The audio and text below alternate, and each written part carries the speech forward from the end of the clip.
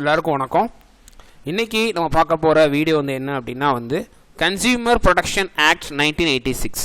அதாவது ஒரு கன்சியூமருக்கு ஒரு இந்தியாவில் என்ன ரைட்ஸ் எல்லாம் இருக்குது அதெல்லாம் நம்ம என்ன பண்ண போகிறோம் அப்படின்னா வந்து இன்றைக்கி வந்து நம்ம பார்க்க போகிறோம்.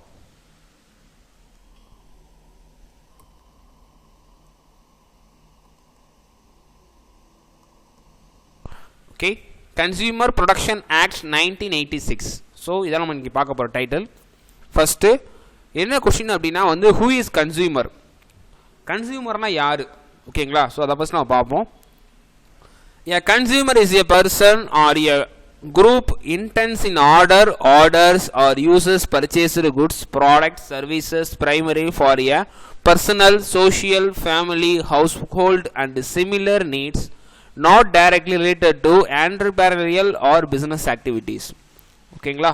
ஸோ என்ன மாதிரி விஷயம் அப்படின்னா வந்து கன்சியூமர்னா யாருன்னா நீங்களும் கன்சியூமர் தான், நானும் கன்சியூமர் தான், யாராக இருந்தாலும் கன்சியூமர் தான். யார் ஒரு கடையில் போய் ஒரு ஷாப்பில் போய் இல்லை ஒரு மாலில் போய் இல்லை ஒரு ஏதோ ஒரு பிளேஸுக்கு போய் அவங்களுக்கு தேவையான ப்ராடக்டை வந்து வாங்கி யூஸ் பண்ணுறாங்களோ, அதாவது கன்சியூம், அவங்க வாங்கி அதை வந்து அவங்க பயன்படுத்துகிறாங்களோ அவங்க பேர் தான் வந்து என்ன அப்படின்னா கன்சியூமர். ஓகேங்களா? ஸோ கண்டிப்பாக எல்லோரும் கடைக்கு போயிருப்போம், கண்டிப்பாக ஒரு பொருளை நம்ம யூஸ் பண்ணியிருப்போம். இப்போ எக்ஸாம்பிள் என்ன அப்படின்னா வந்து ஒரு கடைக்கு போகிறோம், ஒரு ஹேர் ஆயில் வாங்குகிறோம், சோப்பு வாங்குகிறோம், ஷாம்பு வாங்குகிறோம், என்னென்ன வாங்குகிறோமோ, ஒரு ட்ரெஸ் வாங்குகிறோம், ஷூ வாங்குகிறோம், ஒரு பைக் வாங்குகிறோம், எதை வாங்கி நம்ம யூஸ் பண்ணுறோம், நம்ம ஃபேமிலிக்கு நம்ம கொடுக்குறோம் அப்படின்னா வந்து அது பேர் தான் வந்து என்ன அப்படின்னா வந்து கன்சம்ஷன் சொல்லுவாங்க. ஸோ இந்த கன்சம்ஷன் யாரெல்லாம் பண்ணுறாங்களோ அவங்களாம் யாருன்னா கன்சியூமர்ஸ். ஓகேங்களா? ஸோ எல்லாரும் கண்டிப்பாக கன்சம்ஷன் பண்ணியிருப்போம், கன்சியூமராக இருந்திருப்போம். ஓகேங்களா? நெக்ஸ்ட்டு வந்து என்ன அப்படின்னா வந்து நேஷ்னல் கன்சியூமர் டே இன் இந்தியாவில் வந்து எப்போ வந்து இதை வந்து கன்சியூமர் டே வந்து கொண்டு வராங்க அப்படின்னா வந்து 24 டிசம்பர். எவ்ரி இயரும் கண்டிப்பாக என்ன அப்படின்னா வந்து 24 டிசம்பர் என்னவா இருக்கும் அப்படின்னா வந்து நேஷ்னல் கன்சியூமர் டே. ஓகே, இந்தியாவில் கன்சியூமருக்கு என்ன ரைட்ஸ்லாம் இருக்குது? Consumer it's the rights to have information about quality, strength, quantity, purity, price and standard of goods or services as it may be the case, but the consumer is to be protected against any unfair product practices of trade. It is very essential for the consumer to know these rights.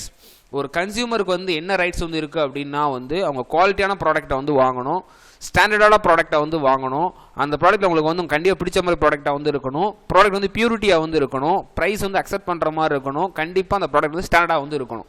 இதெல்லாம் வந்து கண்டிப்பாக நீங்கள் எங்கே கேட்கலாம் அப்படின்னா வந்து ஒரு கடைக்கு போய் நீங்கள் ப்ராடக்ட் வாங்குறீங்க அப்படின்னா, இப்போ எக்ஸாம்பிள் வந்து என்னென்னா ஒரு ஃப்ரூட் ஷாப்புக்கு போய் ஃப்ரூட்ஸ் வாங்குறீங்க அப்படின்னா வந்து நீங்கள் நல்லா குவாலிட்டியான ஃப்ரூட்ஸ் அவங்க கடைக்காரர்கிட்ட நீங்கள் வந்து கேட்கலாம். அதே மாதிரி ப்ரைஸு நீங்கள் என்ன பண்ணிக்கலாம் அப்படின்னா வந்து அதுக்கேற்ற ப்ரைஸை நீங்கள் என்ன பண்ணலாம் அதை மட்டும் கேட்கலாம். இதெல்லாம் வந்து என்ன அப்படின்னா ஒரு கன்சியூமர் ரைட்ஸ். என்ன விஷயம் அப்படின்னா வந்து ஒரு கன்சியூமர் கண்டிப்பாக என்ன பண்ணணும் அப்படின்னா வந்து இதெல்லாம் கண்டிப்பாக தெரிஞ்சு வச்சுக்கணும். நமக்கு தேவை, ஒரு கன்சியூமருக்கு தேவை குவாலிட்டியான ப்ராடக்ட்டு, கரெக்ட் குவான்டிட்டியான ப்ராடக்ட்டு, கரெக்ட் ப்ரைஸான ப்ராடக்ட். இது இருந்தால் கண்டிப்பாக அவங்க என்ன பண்ணலாம், அந்த ப்ராடக்ட்டை வந்து நீங்கள் வந்து வாங்க போகிறீங்க. ஸோ இதெல்லாம் என்ன அப்படின்னா வந்து as per the Indian government consumer product act 1986 என்ன பண்ணியிருக்காங்க, இந்தியாவில் இருக்கிற ஒவ்வொரு கன்சியூமருக்கும் கொடுத்துருக்காங்க. நீங்கள் கரெக்டான ப்ராடக்ட்டை வாங்கலாம், அந்த ப்ராடக்ட் சரியில்லை நீங்கள் என்ன பண்ண முடியும், நீங்கள் வந்து அந்த ப்ராடக்ட்டை நீங்கள் ரிட்டர்ன் பண்ணுறதுக்கு உங்கள் ரைட்ஸ் வந்து இருக்குது. இல்லை நீங்கள் என்ன பண்ண ரைட்ஸ் இருக்குது, அந்த ப்ராடக்ட் சரியில்லை உங்களுக்கு ரெஸ்பான்ஸ் அவங்க ஒழுங்காக கொடுக்கல வச்சுக்கோங்க, நீங்கள் போய் அதை போய் கோர்ட்டில் ஃபைல் பண்ணுறதுக்கு உங்களுக்கு என்ன இருக்குது, ரைட்ஸ் வந்து இருக்குது. ஓகே, கன்சியூமர் ரைட்ஸ்ன்னு கொடுத்துருக்காங்க. Right to safety, right to choose, right to heard, right to informed, right to healthy environment, right to redressal, right to consumer education, right to basic needs. First என்ன அப்படின்னா வந்து நீங்கள் சேஃப்டியான ப்ராடக்டை first வாங்கணும். அடுத்து உங்களுக்கு choose பண்ணுறதுக்கு, அதாவது 10 ப்ராடக்ட் இருக்குன்னா நீங்கள் என்ன பண்ணுற சான்ஸ் இருக்குது, அதில் வந்து நீங்கள் 10 ப்ராடக்ட்டில் ஒரு ப்ராடக்ட் சூஸ் பண்ணுறதுக்கு சான்ஸ் வந்து கண்டிப்பாக கொடுக்காங்க. ரைட் டு ஹீட், அதை பற்றி நீங்கள் தெரிஞ்சுக்கிறது, ஹேட்னு அக்செப்ட் பண்ணுறது, நீங்கள் அதை பற்றி எப்படி தெரிஞ்சுக்கிறீங்க, அதுதான் வந்து ரைட் டு ஹேடு. அடுத்து ரைட் டு இன்ஃபார்ம்டு, அதை பற்றி நீங்கள் என்ன பண்ணிக்கிறீங்க, இன்ஃபர்மேஷன் வந்து நீங்கள் கேதர் பண்ணிக்கிறீங்க. ரைட் டு ஹெல்த் என்விரான்மெண்ட், அதாவது நம்ம சாப்பிட்ற ஒவ்வொரு ப்ராடக்ட்டு, நம்ம சாப்பிட்ற பால், நம்ம சாப்பிட்ற ஃபுட்டு, நமக்கு எல்லாமே வந்து என்ன அப்படின்னா வந்து நமக்கு வந்து ஹெல்த்தியாக வந்து இருக்கணும். அது இல்லை நீங்கள் கண்டிப்பாக என்ன பண்ணலாம் வந்து நீங்கள் வந்து ஒரு கன்சியூமர் கோர்ட்டில் கேஸ் வந்து ஃபைல் பண்ணலாம். ரைட் டு ரெட்ரஸ், அதாவது ஒரு ப்ராடக்ட் வந்து இருக்குது அப்படின்னா வந்து அது கண்டிப்பாக என்ன பண்ணணும், கம்பெனி வந்து கேரண்டி வாரண்டி கண்டிப்பாக வந்து கொடுத்துருக்கணும். ஸோ கேரண்டி வாரண்டி கொடுக்காங்க அப்படின்னா நீங்கள் கண்டிப்பாக என்ன பண்ணியிருக்கணும், அதுக்கான பில்ஸை நீங்கள் கண்டிப்பாக வந்து வாங்கியிருக்கணும். அடுத்து right to consumer education, consumer வந்து அதை பற்றி தெரிஞ்சுக்க உங்களுக்கு என்ன இருக்குது, ஃபுல் ரைட்ஸ் வந்து இருக்குது. லாஸ்ட்டாக வந்து என்ன கொடுத்துருக்காங்க அப்படின்னா வந்து ரைட் டு பேசிக் நீட்ஸ், அதாவது கன்சியூமரோட டிமாண்ட்ஸ் அண்ட் சப்ளையை வந்து ஃபுல்ஃபில் பண்ணுற மாதிரி இருக்கணும். கன்சியூமர்ஸ் என்ன இருக்கணும், அவங்களோட டிமாண்ட்ஸை வந்து அந்த ப்ராடக்ட் என்ன பண்ணுறதா இருக்கும், கண்டிப்பாக வந்து ஃபுல்ஃபில் பண்ணுறதா வந்து இருக்கணும். அவங்க நீட்ஸ் அண்ட் வாண்ட்ஸ் என்ன பண்ணுற மாதிரி இருக்கணும், ஃபுல்ஃபில் பண்ணுறதா வந்து இருக்கணும். இதுதான் வந்து என்னென்னா கன்சியூமர் ரைட்ஸ் இன் இந்தியான்னு சொல்லியிருக்காங்க. அடுத்து வந்து என்ன அப்படின்னா வந்து consumer protection act 1986. The Consumer Protection Act 1986 was an act of Parliament of India enacted in 1986 to protect the interest of consumer in India. It was replaced by the Consumer Protection Act 1986. அதாவது Indian பார்லிமெண்ட்ல consumer production ஆக்டை வந்து first எப்போ கொண்டு வந்தாங்க அப்படின்னா வந்து 1986ல வந்து கொண்டு வந்திருக்காங்க. இப்போ ரீசெண்டாக மாட்ரேட் பண்ணி ரீப்ளேஸ் பண்ணி என்ன பண்ணிருக்காங்க, 2019 என்ன பண்ணிருக்காங்க, அதை வந்து மாட்ரேட் பண்ணி வந்து கொடுத்துருக்காங்க. ஓகேங்களா. நெக்ஸ்ட் வந்து கன்சியூமர் கோர்ட், கண்டிப்பாக எல்லாரும் தெரிஞ்சுக்க வேண்டிய விஷயம் தான். Consumer court is a special purpose court in India that deals with case regarding consumer dispute, conflict and grievances. There are judiciary hearings set off by the government to protect consumer rights. Its main function is to maintain their fair practices contracts by seller. Consumer can file against a seller if they are cheated or exploited by sellers. ஓகேங்களா. அதாவது ஒரு செல்லர்கிட்ட இருந்து நீங்கள் ப்ராடக்ட்டை வந்து வாங்குறீங்க, அந்த product உங்களுக்கு கண்டிப்பாக என்ன இருக்குது அப்படின்னா வந்து வாங்கும் போதே ஒரு டேமேஜாக வந்து இருக்குது. நீங்கள் வாங்கி என்ன பண்ணுறீங்க, டேமேஜ் இருக்க ப்ராடக்ட் என்ன பண்ணுறீங்க அப்படின்னா நீங்கள் வந்து கேரண்டி வாரண்டி வந்து கேட்குறீங்க. ஸோ கேட்கும்போது அவங்க என்ன பண்ணலாம் அப்படின்னா வந்து உங்களுக்கான ப்ராப்பர் ஆன்சர் பண்ணலை அப்படின்னா நீங்கள் கண்டிப்பாக என்ன பண்ணிக்க முடியும், அந்த கன்சியூமர் கோர்ட்டில் உங்களால் கம்ப்ளைண்ட் வந்து பண்ண முடியும். கன்சியூமர் கோர்ட் உருவாக்கனோட மெயின் ஆப்ஜெக்டிவே என்ன அப்படின்னா வந்து கன்சியூமருக்கான நியாயம் வந்து கரெக்டாக வந்து கிடைக்கணும். உங்களோட ரைட்ஸை நீங்கள் கரெக்டாக என்ன பண்ணணும், கரெக்டான இதை நீங்கள் யூஸ் பண்ணணும். எந்த மாதிரி கான்செப்ட் அப்படின்னா வந்து ஒவ்வொரு கன்சியூமர் வந்து ஒவ்வொரு கம்பெனிக்கு வந்து முக்கியம். எக்ஸாம்பிள் வந்து ஒரு ஷோரூமில் போய் நீங்கள் வந்து ஒரு பைக்கை வாங்குறீங்க அப்படின்னா அந்த பைக்கு என்ன பண்ணுவாங்க, கேரண்டி வாரண்டிலாம் ப்ரொவைட் வந்து பண்ணுவாங்க. ஸோ அந்த கேரண்டி வாரண்டி ப்ரொவைட் பண்ணும்போது நீங்கள் சர்வீஸுக்கு அந்த பைக்கை விடும்போது ஏதாவது டேமேஜ் அந்த ஷோரூமில் வச்சு ஆச்சு அப்படின்னா வந்து அதுக்கான ஃபுல் பொறுப்பும் வந்து யார் அப்படின்னா வந்து அந்த ஷோரூம் மட்டும்தான். அந்த கன்சியூமர் கண்டிப்பாக என்ன பண்ண மாட்டாங்க, அந்த ப்ராடக்ட்டுக்கு வந்து பொறுப்பேற்றுக்க கூடாது, பொறுப்பேற்றுக்கவும் மாட்டாங்க. ஸோ இந்த மாதிரி என்ன விஷயம், அதில் உங்களுக்கு அவங்க கம்பெனி பொறுப்பு ஏற்றுக்கல அப்படின்னா நீங்கள் என்ன பண்ணிக்க முடியும், நீங்கள் போய் அந்த கம்பெனி மேலே அகேன்ஸ்டாக கேஸ் வந்து ஃபைல் பண்ண முடியும். கன்சியூமரோட ஒவ்வொரு ப்ராப்ளம் கண்டிப்பாக என்ன சொல்யூஷன் வந்து கிடைக்கும், கண்டிப்பாக கன்சியூமர் கோர்ட் மூலமாக சொல்யூஷன் வந்து கிடைக்கும். பட் உங்கள் கையில் கண்டிப்பாக என்ன வேணும், ப்ராப்பர் எவிடன்ஸ் வந்து வேணும். எவிடன்ஸ் இருந்தால் மட்டும்தான் உங்களால் என்ன பண்ண முடியும் அப்படின்னா வந்து அந்த கேஸில் ஜட்ஜ்மெண்ட் உங்களுக்கு சாதகமாக வந்து இருக்கும். ஸோ எந்த ஒரு விஷயம் கன்சியூமர் கோர்ட்டில் ஃபைல் பண்ணாலும் கண்டிப்பாக உங்களுக்கு என்ன தேவை, அதுக்கான ப்ராப்பர் எவிடன்ஸ் வந்து தேவை. Okay. Rights provided by consumer courts. Consumer கோர்ட்டில் என்ன மாதிரி ரைட்ஸ் எல்லாம் கன்சியூமர் கொடுக்குறாங்கன்னு பார்க்காங்க. ஃபர்ஸ்ட் வந்து ரைட் டு சேஃப்டி, நீங்கள் அந்த ப்ராடக்ட்டை வந்து சேஃப்டியாக கண்டிப்பாக யூஸ் பண்ண தெரிஞ்சிருக்கணும். அதை பற்றி நீங்கள் கண்டிப்பாக என்ன பண்ணியிருக்கணும், அதை வந்து கரெக்டாக கேர்ஃபுல்லாக மெயின்டைன் பண்ணி தெரிஞ்சிருக்கணும். ஓகேங்களா. அடுத்து ரைட் டு கன்சியூமர் எஜுகேஷன், அதாவது அதை பற்றின ஃபுல் ஸ்டடி உங்களுக்கு வந்து தெரிஞ்சிருக்கணும். முதல் விஷயம் வந்து என்ன கொடுத்துருக்காங்க அப்படின்னா வந்து உங்களுக்கு சேஃப்டியான ப்ராடக்ட் தான் வந்து கிடைக்கணும். ஓகேங்களா. இப்போ ஒரு கார் வாங்குறோம் அப்படின்னா வந்து அந்த கார் வாங்கும் போது பெட்ரோல் டீசல் லீக் ஆச்சு அப்படின்னா வந்து நீங்கள் ட்ராவலில் வெடிக்க சான்ஸ் வந்து இருக்குது. அப்போ நீங்கள் கண்டிப்பாக என்ன பண்ணிருக்கணும், ஒரு சேஃப்டியான ப்ராடக்ட்டை வந்து வாங்கி வந்துருக்கணும். அடுத்த விஷயம் வந்து என்ன கொடுத்துருக்காங்க அப்படின்னா வந்து ரைட் டு கன்சியூமர் எஜுகேஷன். கண்டிப்பாக கன்சியூமர் வந்து என்ன பண்ணியிருக்கணும் அப்படின்னா வந்து அதை பற்றின ஃபுல் நாலேஜ் தெரிஞ்சுக்க வந்து அவங்களுக்கு ரைட்ஸ் வந்து இருக்குது. ஓகேங்களா. அடுத்து ரைட் டு ரெட்ரஸல். இது என்ன மாதிரி விஷயம் அப்படின்னா வந்து தட் லைக் எ கிளைம், அதாவது என்ன மாதிரி விஷயம் அப்படின்னா வந்து ஒரு ப்ராடக்ட்டை வந்து வாங்குறீங்க, அந்த ப்ராடக்ட்டுக்கான உங்களுக்கான ப்ராடக்ட் வந்து உங்களுக்கு வந்து கரெக்டாக யூஸ் பண்ணுறதுக்கு வந்துட்டீங்க, பட் ஆனால் அந்த ப்ராடக்ட் வந்து டேமேஜ் ஆகிடுது. அதாவது நீங்கள் என்ன பண்ணிக்கலாம் அப்படின்னா வந்து அதுக்கான வாரண்டி கேரண்டி யூஸ் பண்ணி என்ன பண்ணிக்க முடியும், நீங்கள் வந்து வேறு ப்ராடக்ட்டை வந்து டேக் ஓவர் வந்து பண்ணிக்க வந்து முடியும். ஸோ அதுக்கான சொல்யூஷன் கண்டிப்பாக என்ன பண்ணியிருக்கணும், கம்பெனிலேருந்து கொடுத்துருக்கணும். அடுத்து வந்து ரைட் டு ஹியர்ட், அதை பற்றி நீங்கள் என்ன பண்ணிக்க சான்ஸ் இருக்குது, கேட்டு தெரிஞ்சிக்கான ரைட்ஸ் வந்து உங்களுக்கு வந்து கொடுக்காங்க. ஓகேங்களா. அடுத்து ரைட் டு சூஸ், அதாவது ஒரு பைக் ஷோரூம் போகிறீங்க, வெரைட்டிஸ் ஆஃப் மாடல் பைக்ஸ் இருக்குது, நீங்கள் என்ன பண்ணிக்க முடியும், உங்களுக்கு தேவையான பைக்கை நீங்கள் சூஸ் பண்ணிக்க ரைட்ஸ் வந்து உங்களுக்கு வந்து கொடுக்காங்க. அதுதான் வந்து என்ன அப்படின்னா வந்து ரைட் டு சூஸ்னு சொல்கிறாங்க. அடுத்து ரைட் டு இன்ஃபர்மேஷன், நீங்கள் அதை பற்றின A to Z இன்ஃபர்மேஷன் என்ன பண்ணிக்க முடியும், அந்த ஷோரூமில் நீங்கள் கேட்டு வந்து தெரிஞ்சுக்க வந்து முடியும். இதுதான் வந்து என்ன அப்படின்னா வந்து ரைட் டு இன்ஃபர்மேஷன் சொல்கிறாங்க. ஓகே. நெக்ஸ்ட் வந்து என்ன கொடுத்துருக்காங்க அப்படின்னா வந்து கன்சியூமர் ப்ரொடக்ஷன் கவுன்சில்ஸ். இதில் வந்து ஒரு 3 டைப்ஸ் வந்து இருக்குது, district forum, state commission and national commission. So இது மூணுமே வந்து எது கீழே தான் வந்து வரும் அப்படின்னா வந்து கன்சியூமர் கோர்ட்டு கீழே தான் வந்து வரும். டிஸ்ட்ரிக்ட் ஃபாரம் அப்படின்னா வந்து நான் சொல்கிறேன், ஸ்டேட் ஃபார்மில் என்ன எக்ஸ்பிளைன் பண்ணுறேன், கண்டிப்பாக என்ன பண்ணுறேன் நேஷனல் கமிஷன் பற்றி நான் சொல்கிறேன். ஃபர்ஸ்ட் விஷயம் வந்து என்ன கொடுத்துருக்காங்க அப்படின்னா வந்து டிஸ்ட்ரிக்ட் ஃபாரம். இந்த district forum consist of a president and 2 other members, one who should be a woman. They all are appointed by the state government concerned.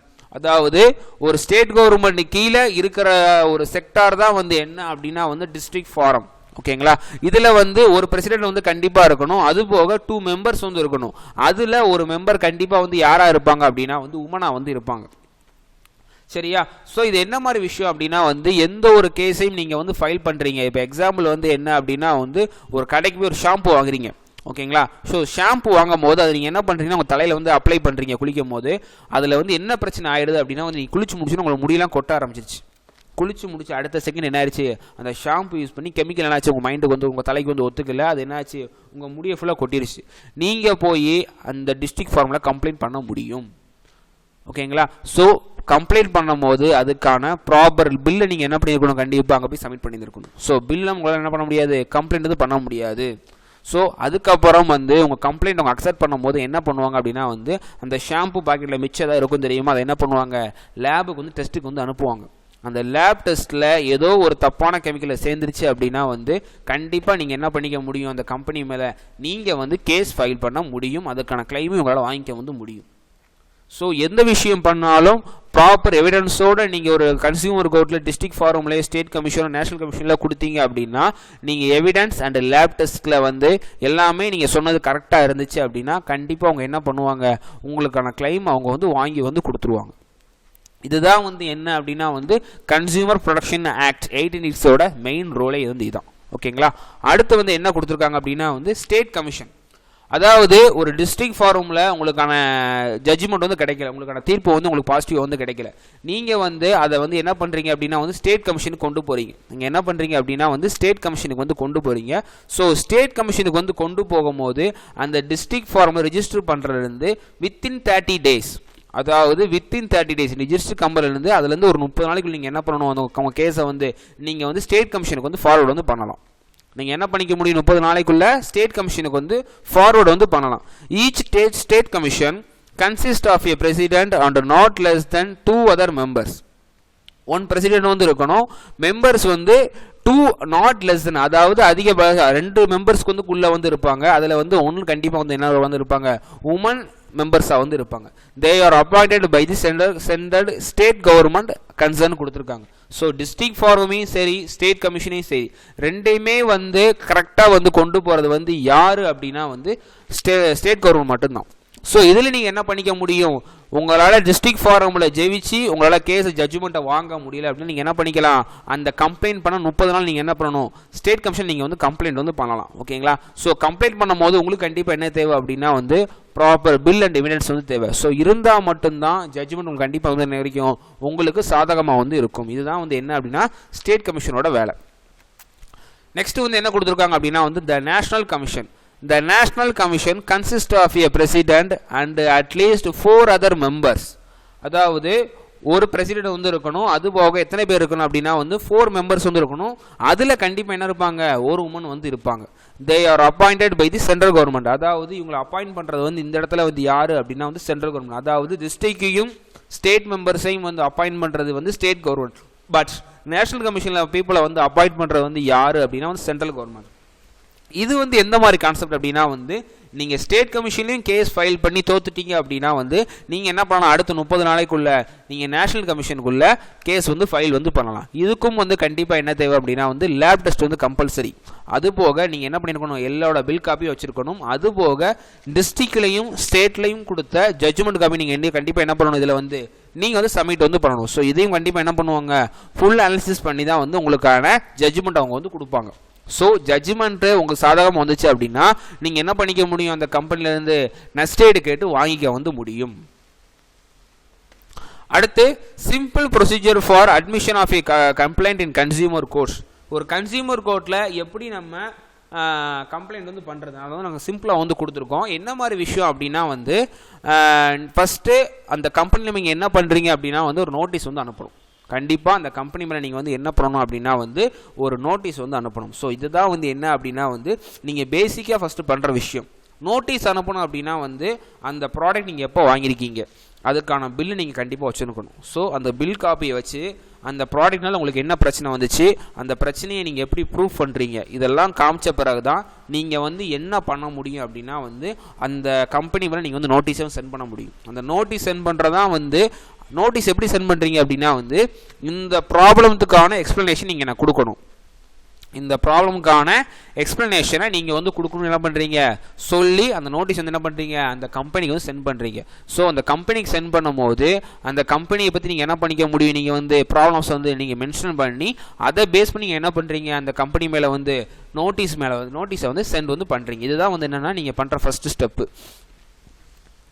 ஓகேங்களா? ஸோ இந்த கம்ப்ளைண்ட் வந்து சென்ட் பண்ணுறதுக்கு வந்து எந்த ஒரு லாயர் வந்து உங்களுக்கு தேவையில்லை. எந்த ஒரு லாயர் என்னது வந்து தேவையில்லை, இந்த கம்பெனி வந்து தேவை வந்து இல்லை. பட் என்ன விஷயம் அப்படின்னா வந்து நீங்கள் வந்து ஆப்போசிட் பார்ட்டியை வந்து கிளியராக வந்து தெரிஞ்சிருக்கணும். ஸோ இவங்க தான் கம்ப்ளைண்ட் பண்ண போகிறோன்னு உங்களுக்கு வந்து கஷ்டம் தெரிஞ்சிருக்கணும்.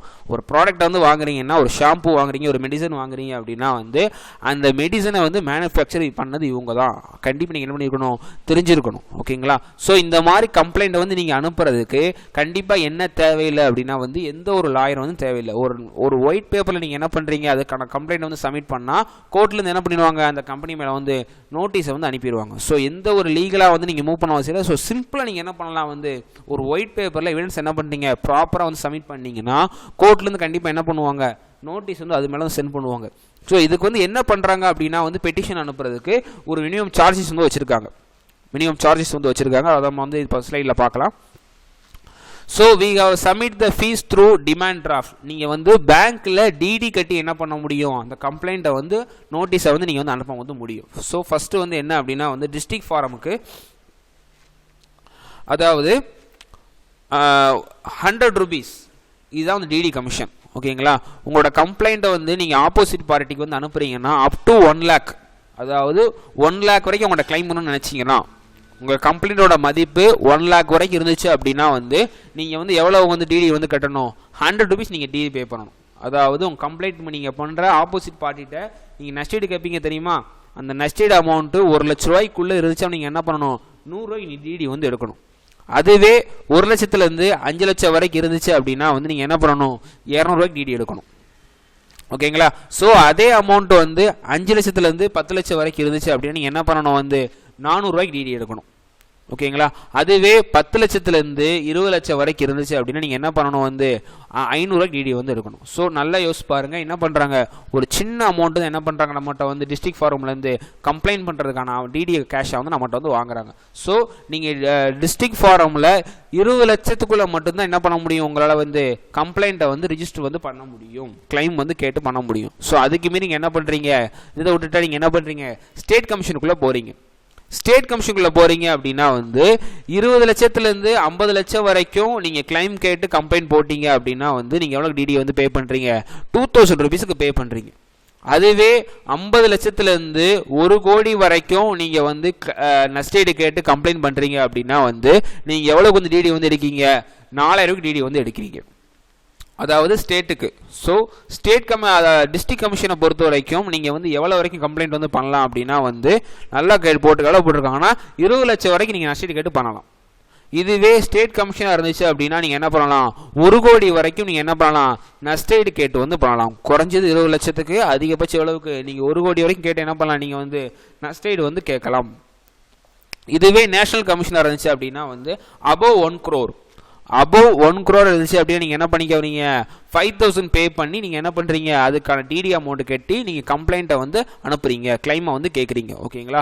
ஸோ அடுத்த விஷயம் வந்து என்ன மாதிரி கொடுத்துருக்காங்க அப்படின்னா வந்து எந்த மாதிரி இதுக்கெல்லாம் வந்து கம்ப்ளைண்ட் வந்து பண்ணலாம். ஒரு கன்சியூமர் எதுக்குனாலும் ஒரு கம்ப்ளைண்ட் வந்து பண்ணலாம்.